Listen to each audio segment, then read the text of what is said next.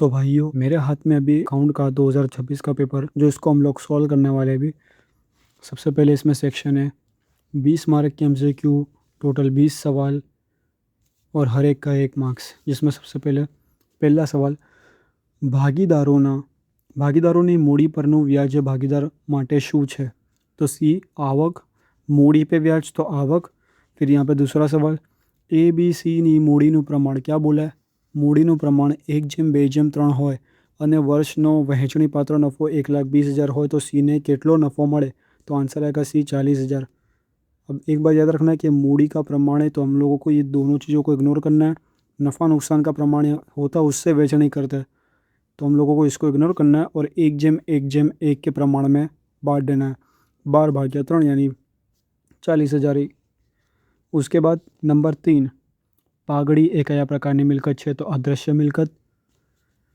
ચોથા, જ્યારે પેઢીમાં દર વર્ષે નફો વધતો હોય ત્યારે કઈ પદ્ધતિ મુજબ પાઘડી માટે નફાની ગણતરી કરતી વધુ હિતાવહ છે?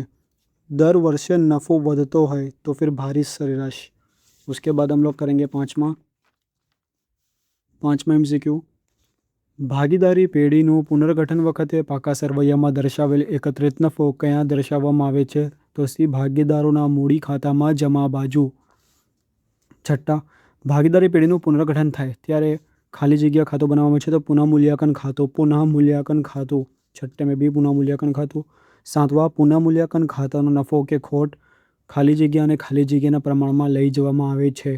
तो भाई याद रखना इसमें डी, जूना भागीदारों जूना प्रमाण में। नंबर 8, ભાગીદારના પ્રવેશ વખતે સામાન્ય અનામત અને નફા નુકસાન ખાતાની જમા બાકી ખાલી જગ્યામાં લઈ જવામાં આવે છે તો સી, જૂના ભાગીદારોના મૂડી ખાતે। उसके बाद नंबर 9, જ્યારે નફા નુકસાનનું જૂનું પ્રમાણ જ આપેલ હોય ત્યારે બાકીના ભાગીદારોનું લાભનું પ્રમાણ જૂનું પ્રમાણ। 10વા, પેઢીના વિસર્જન સમયે પાકા સરવૈયામાં દેવાદારો 24,500 અને ગાલખાદ અનામત ₹2,500 હોય તો માલ મિલકત નિકાલ ખાતે જમા બાજુ કઈ રકમ લખશો? તો બી, ₹2,500। નંબર 11, પેઢીના વિસર્જન વખતે સામાન્ય અનામત કયા ખાતે લઈ જવામાં આવે છે? તો ડી, ભાગીદારોના મૂડી ખાતે। उसके बाद नंबर 12,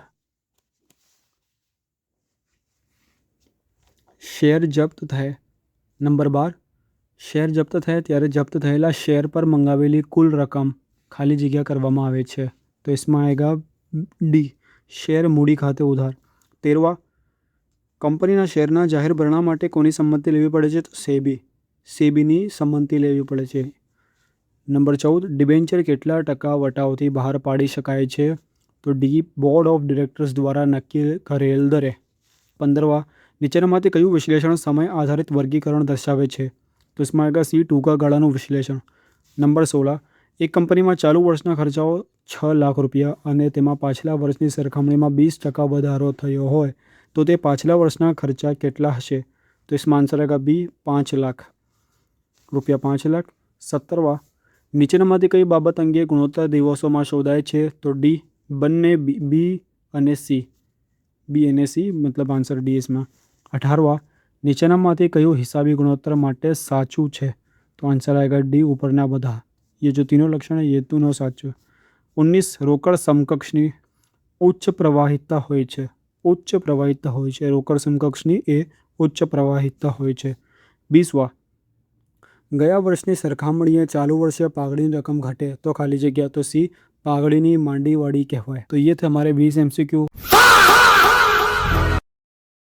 उसके बाद ये है सेक्शन बी के क्वेश्चन। अब हम लोग एक एक करके इनके सॉल्यूशन देखो। सबसे पहला भारित સરેરાશ નફો એટલે શું? તો इसका आंसर ही रहा, ભારિત સરેરાશ નફો એટલે જુદા જુદા વર્ષના નફાને ભાર આપીને શોધવામાં આવતી નફાની સરેરાશ એટલે ભારિત સરેરાશ નફો।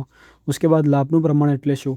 લાભનું પ્રમાણ ये थोड़ा दिखने में ऐसा है, बाकी ये भी ईजी है। ચાલુ ભાગીદારો વચ્ચે નફા નુકસાન વહેંચણીમાં ફેરફારના કારણે અમુક ભાગીદારોને નફાનો ભાગ જે ફેરફાર પહેલાં મળતો હતો તેનાથી વધુ મળે છે। આવા ભાગીદારોને જે પ્રમાણમાં નફાનો ભાગ વધુ મળે છે તે પ્રમાણને લાભનું પ્રમાણ કહે છે।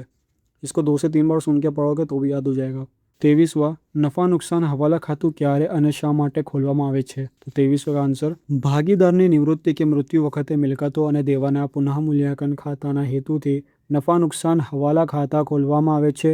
જે કોઈ ભાગીદારને ગેરવાજબી લાભ કે નુકસાન ન થાય તે માટે નફા નુકસાન હવાલા ખાતું ખોલવામાં આવે છે. उसके बाद 24वां ભાગીદારી પેઢીના વિસર્જનની રીતો જણાવો. તો આન્સર 24. ભાગીદારી પેઢીના વિસર્જનની નીચેની બે રીતે થાય છે. નંબર 1 સામાન્ય વિસર્જન, દૂસરા અદાલતના હુકમથી વિસર્જન.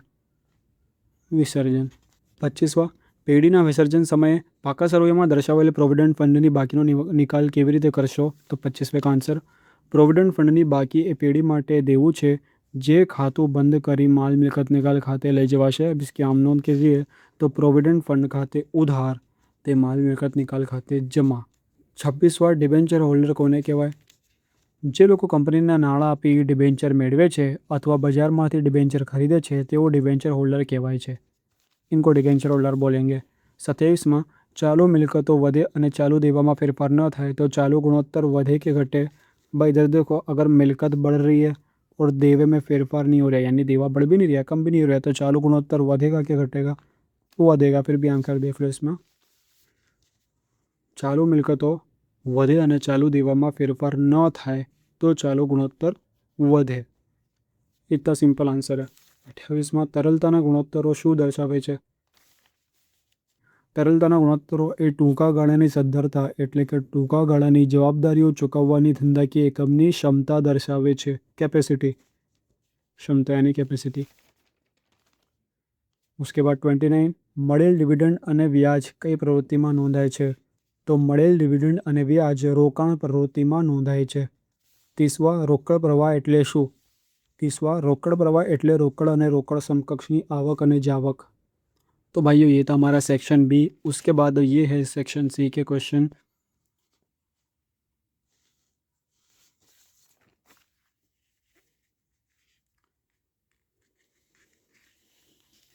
सेक्शन डी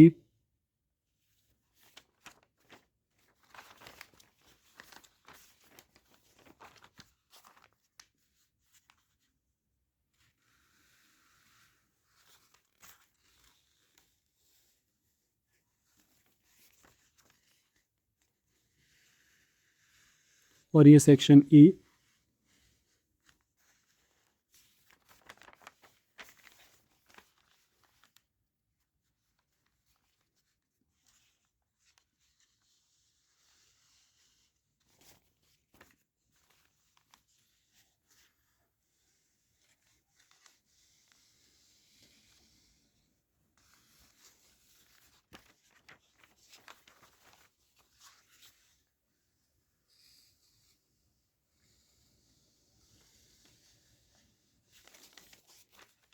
उसके बाद सबसे ज़्यादा मार्क्स दिलाने वाला हमारा सेक्शन एफ, वार्षिक हिसाब का.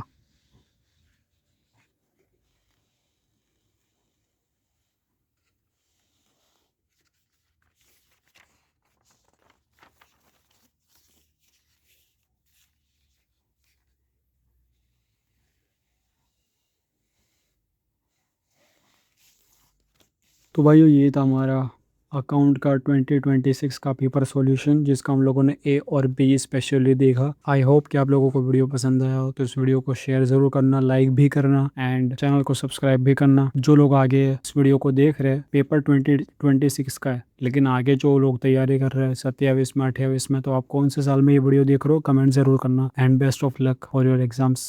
Thank you.